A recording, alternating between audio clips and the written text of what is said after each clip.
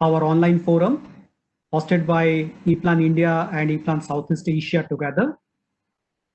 My name is Navneet Srivastav and I am part of professional services team in India since the year 2011. I'm going to present the topic smart and efficient engineering solution for machine building industries. So let's see what are different offerings from ePlan for this particular industry segment. We have different products catering to the needs of machine building industries, right from the concept stage to the commissioning stage.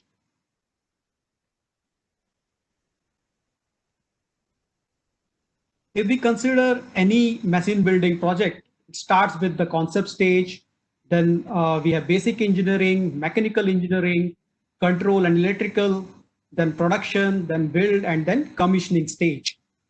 Our ePlan platform serves the purpose right from the concept to the commissioning stage. So the first product, that is ePlan Pre-Planning, is a planning tool basically which comes under concept stage, is a planning tool where you can import your machine layout either from an image or a DXF or DWG format file and place your sensors and actuators in and around the machine.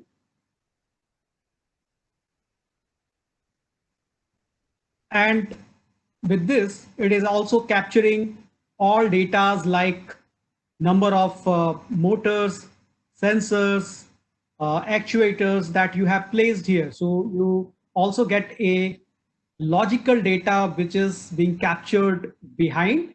So these data will actually contain all the details of the device that you have mounted, plus the input output details, like how many input output would be required to run that particular segment of machine. So basically the machine is divided into different segments. As you can see here, conveyor system is one segment, then main is one segment, PLC main is another segment.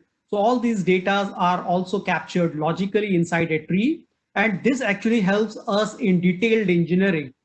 So we can generate different reports out of it. And one of the most important report here is cost or estimate report.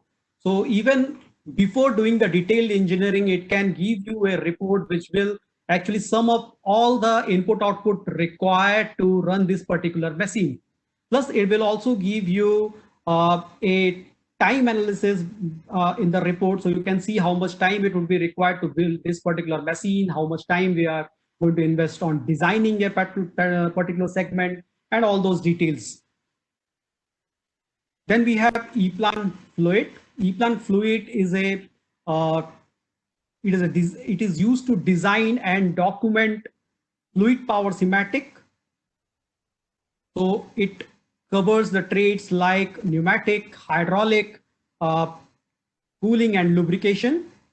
So this is an image which shows the pneumatic circuit of a FLR unit.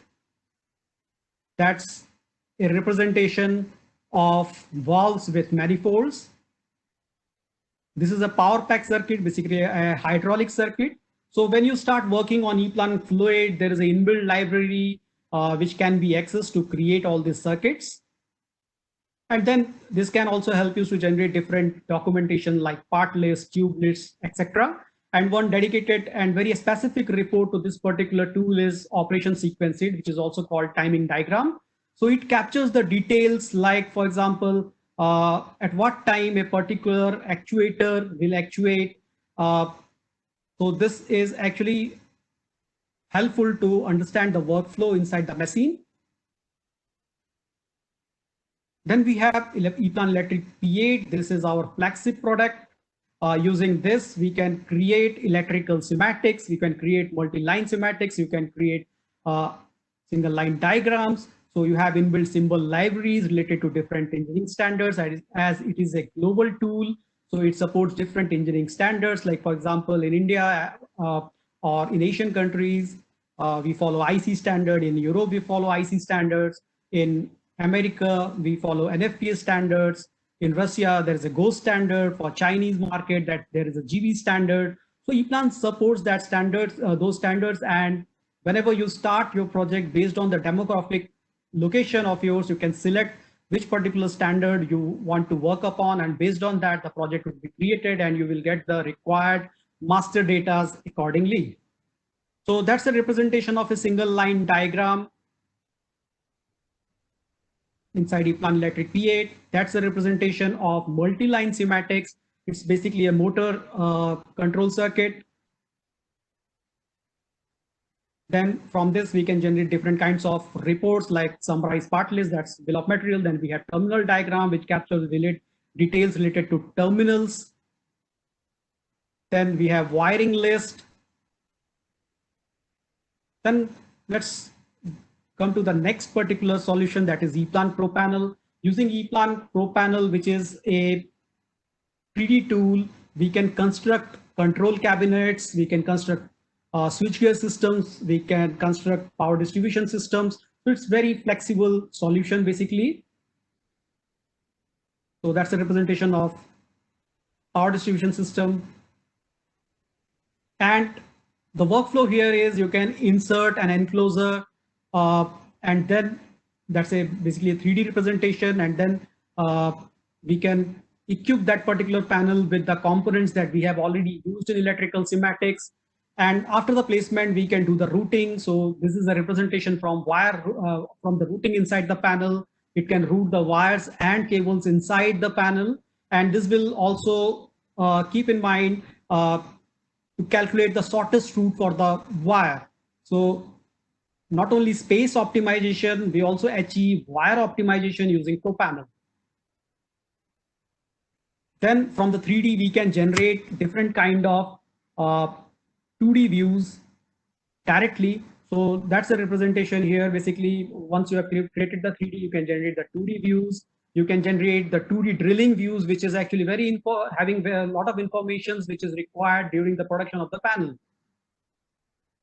So this happens with a single click of a button. Then we have ePlan Harness Pro D tool, which is actually used for cable harness design and documentation. So the workflow here is we can insert a 3D model of our machine, and then we can do the 3D wiring and cable routing inside it. And then we can generate a report called nailboard drawing, which will capture the details of the connection, the lengths, etc. And it will also give us the complete cable length, which can again be imported inside our ePlan Electric P8 circuit. This is again a representation from Harness Pro D, and you can see the connection from the machine to the panel. And that's the nailboard drawing, which captures the detail of the connection. The cable would be represented with the length and the connection details, which are very helpful for doing the mass production. Then we have ePlan Data Portal, which is a cloud-based service. And through this, designers, when they are working on ePlan platform products, they can simply download part databases and use in their project. So this will help save a lot of time because they don't have to end up creating part details, which is already available on the cloud. So we have more than 297 manufacturers part database, which is available in our data portal, plus more than close to 1 million part data sets are available. So what does this database or part database consist of? It contains, for example, if you download a part, it will consist the commercial information, it will have the logical information, it will consist of schematic macros or the 3D macros, plus manufacturing related details like drilling, etc. It will also have technical details. It can also display the properties in different languages based on our requirement. So then we have some automation tools like EEC, that is ePlan Engine Configuration, and ePlan Cogeneer, through which the complete schematics can be generated directly via simple configurators. So this will help us to reduce a lot of time while in designing stage. So ePlan not only does the design, it generates different documentation which are of high quality and error free. And not only design and documentation, it also gives us a lot of production data that can be integrated with automatic machines like Rital Comax for doing the cutting or drilling activity. So you can see the manufacturer's name on the right side. Then ePlan also can integrate with ERP, PDM, or PLM system for the data management via our ePlan integration suite. ePlan can also exchange data with PLC. So both bidirectional data exchange can happen, like PLC configuration can be created in PLC2 that can be imported inside ePlan for doing the electrical schematics, and then doing the PLC tags in ePlan, we can again export this data to PLCs. So this is how it works, and these are the different manufacturers whose data is available with us and which are our technology partners. And ePlan can also export data in neutral format like XLS and TXT or XML, which can be further integrated or imported into some other tools if required. So in this presentation, we will see live demonstration of ePlan Fluid, ePlan Electric P8, ePlan ProPanel, and ePlan Harness Pro-D. Yes, we have cloud solutions as well. ePlan has different cloud solutions. One of such solution is ePlan eView, in which actually the project can be stored on the cloud and all the stakeholders are having access of it. So let's say a service engineer goes for commissioning, he has to access the project. He can simply open that in web browser and do the comments if required. If he's adjusting something on site, he can put the comments, and this will be notified to the ePlan designer, and he can further incorporate the changes and publish the revised project into the cloud. So this helps us to work in a collaborative way throughout the ecosystem in the organization.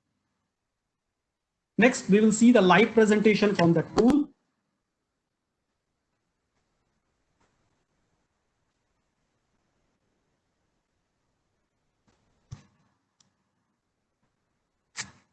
We will start with this particular machine. So we are discussing the machine building process. So that's the machine which I have considered for this live presentation. So we have divided this particular machine into different functions, like station feed is one function, station work is another function, and station provide is one function. So in station feed, we have 2 cylinders which are actually being used for some actuation. So we will see this. Now let me go to my sections where this is basically the structure where I'm going to create some circuits related to fluid. So there are different approaches through which you can actually complete the circuit. I am starting with this particular toolbar. I am selecting an FLR unit. I will simply select and place. I will select number. So the device tag means the name automatically gets incremented.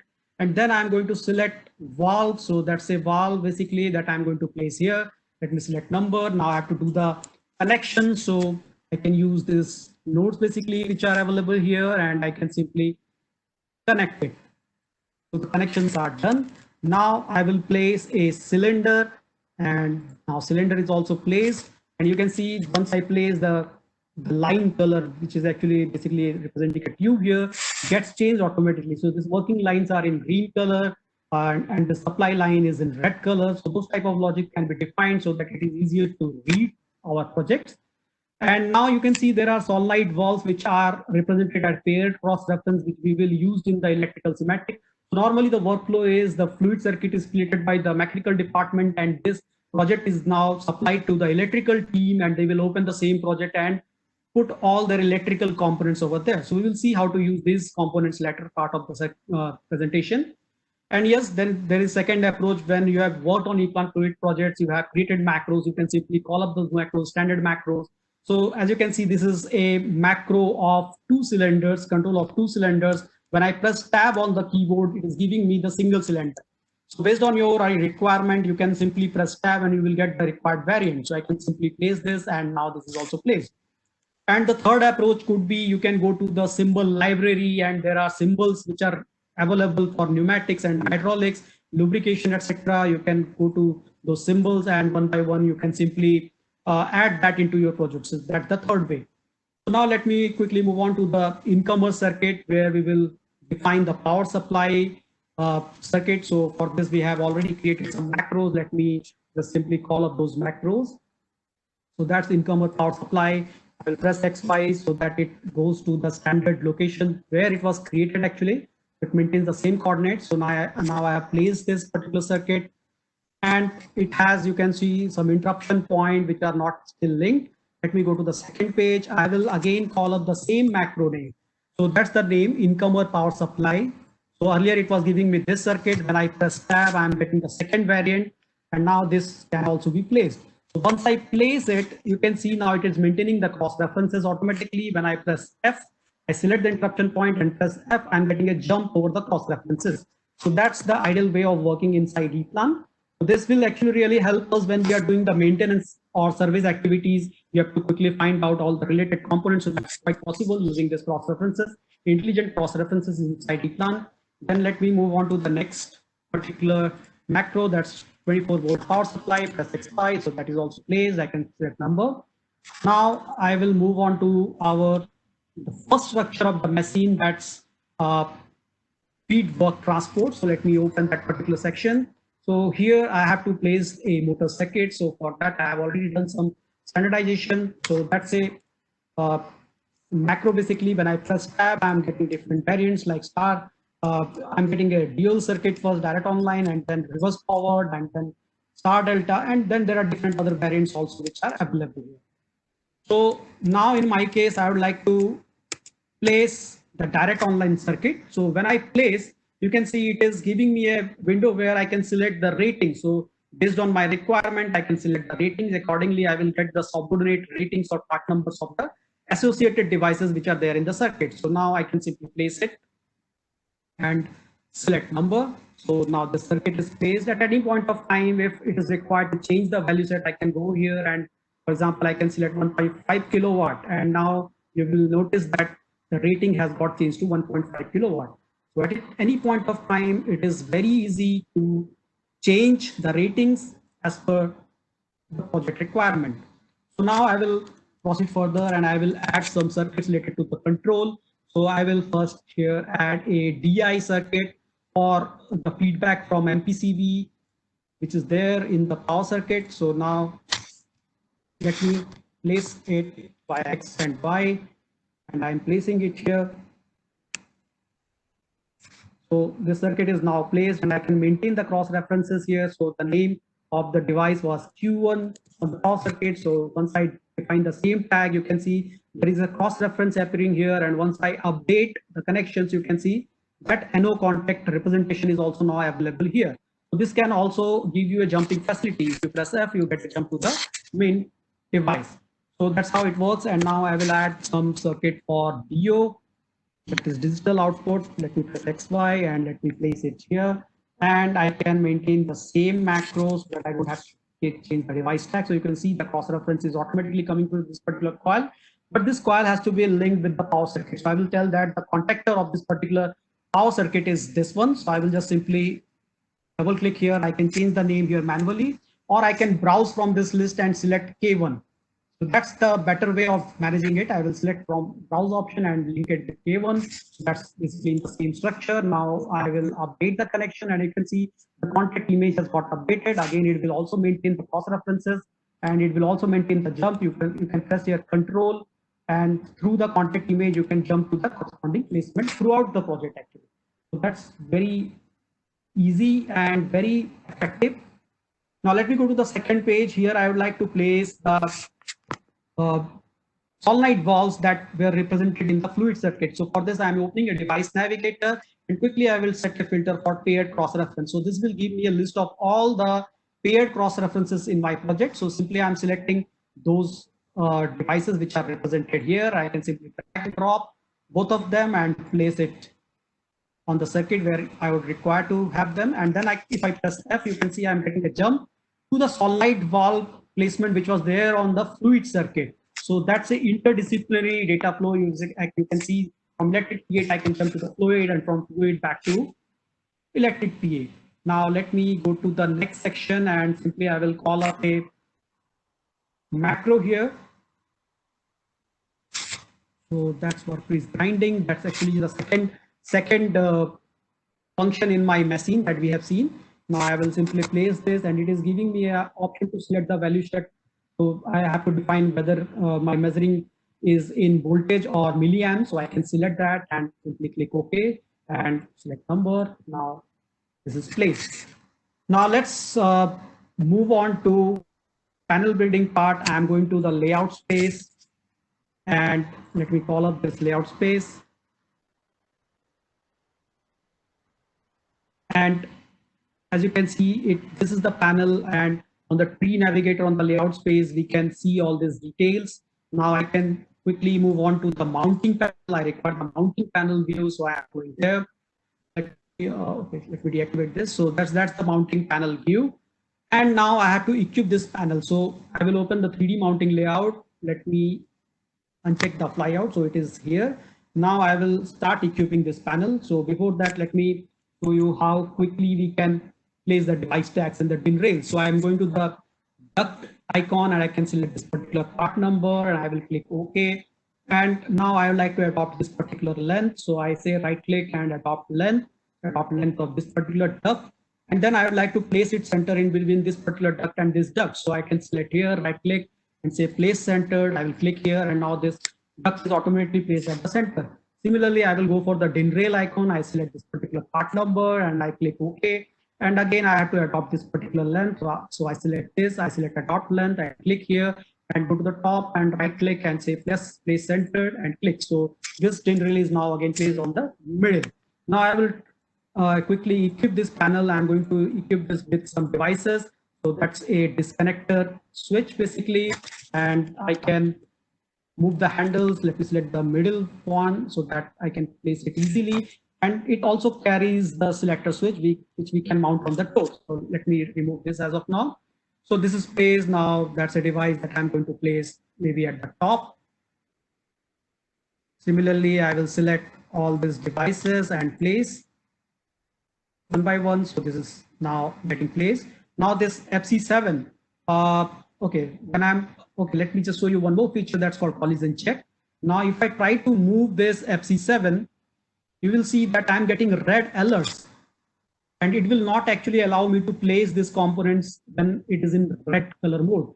So that's basically checking the collision. So there is a clearance which is actually defined at this particular part number. That's why it is maintaining that particular offset. So let me show you quickly this particular detail which is available at that particular part number.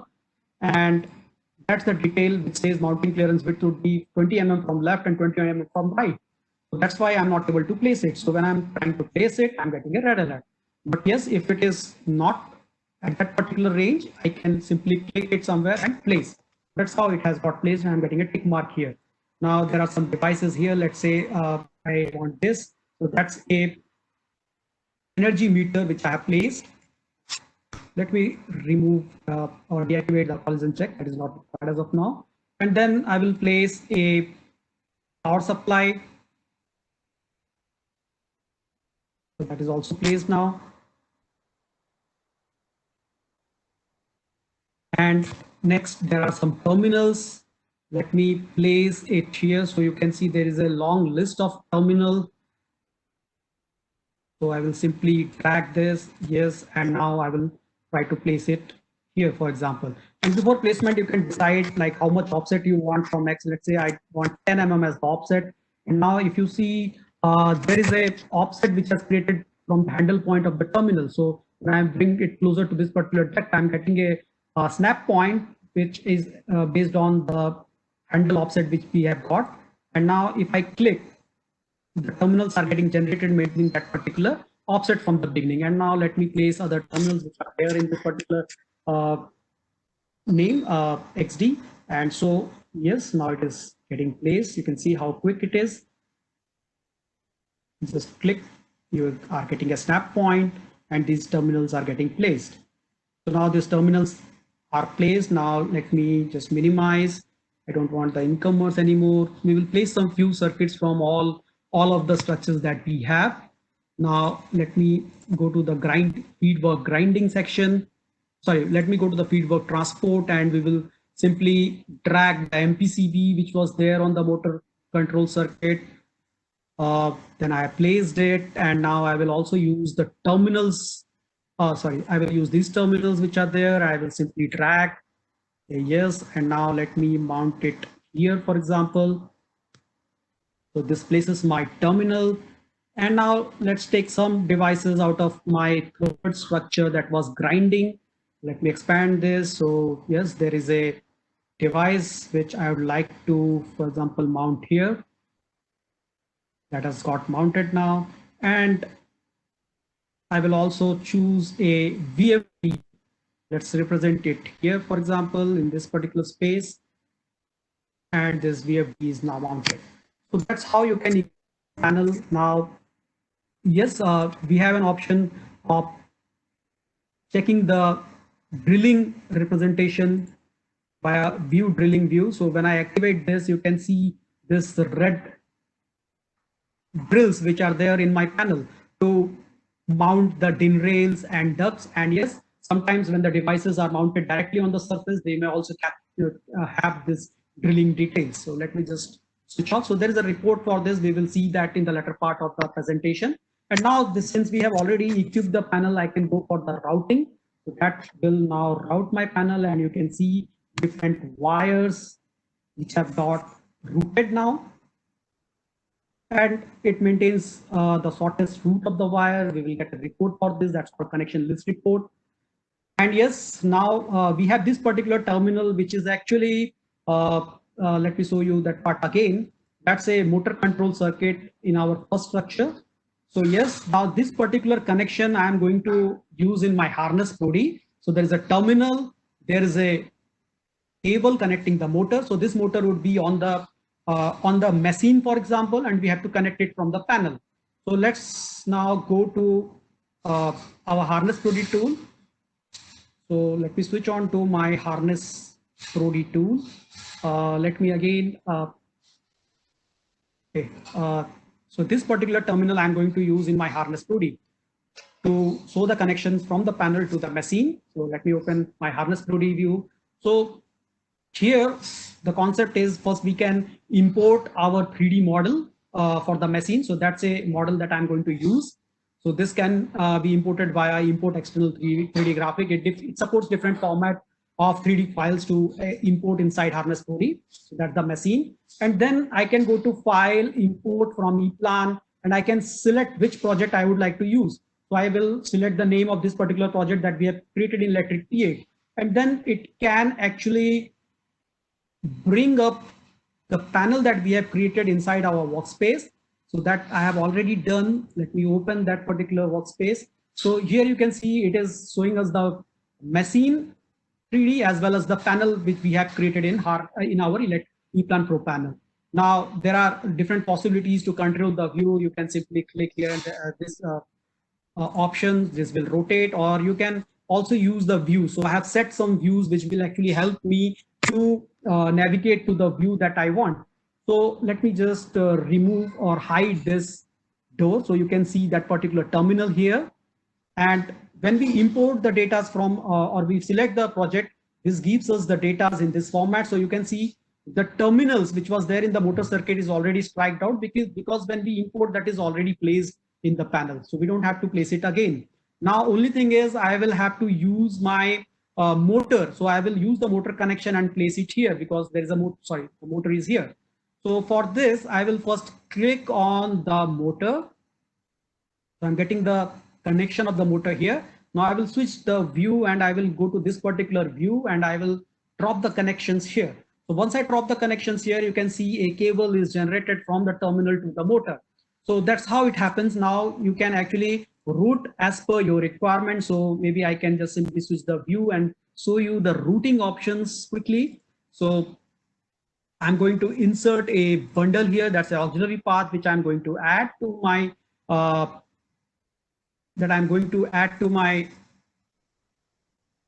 panel. So here I would like to select surface. So the surface is this particular duct. I start from here, then I'm placing it here, then I'm clicking here, then maybe I can just simply switch the views.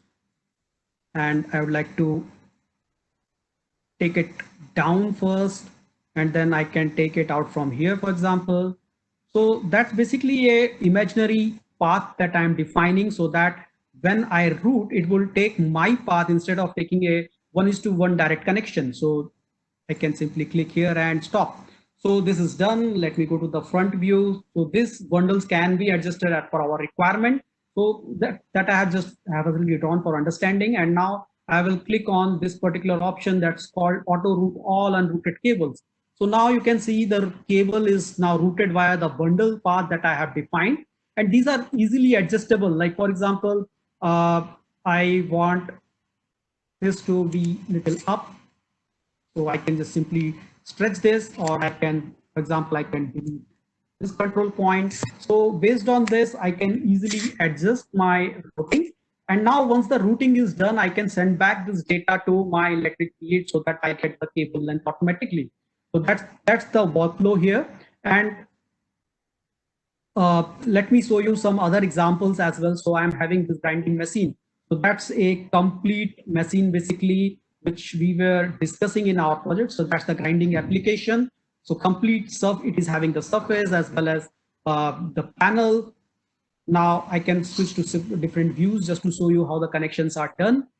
So that's the connection basically. This is how it has been shown here.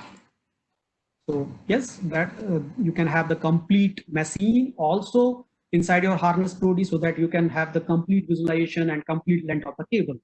Now let me go back to my workspace where we have done the routing. Now I have to export the data. So that option is available here. I can go to file. I can actually select export to ePlan Electric P8, and then this gives me an option to define the name and location where I would like to see this particular file. So online forum 1 is the name that I have defined to this particular file. Yes, before we move on to the electric P8 side, let me again so some of the cable reports that are there. So that's a cable report which captures the complete detail of the cable. I think this would be more precise. So that's the cable. If you are defining any claim or about cable ties, that will also be represented here. And it will also maintain different tables which are carrying the information of the connectors which are used or the symbols which are used on the connector. So you are getting that views also here. That's a complete picture of particular cable, which will actually help us in the mass production of the cables.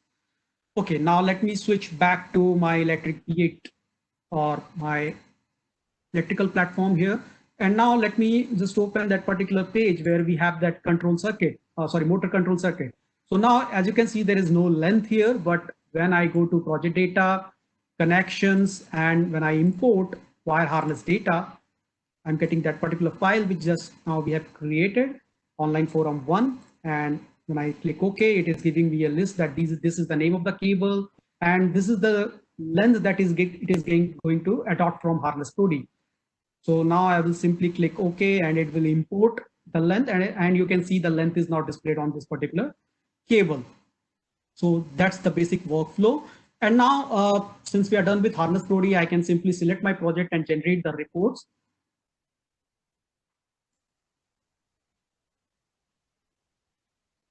Okay, let me go to that particular menu.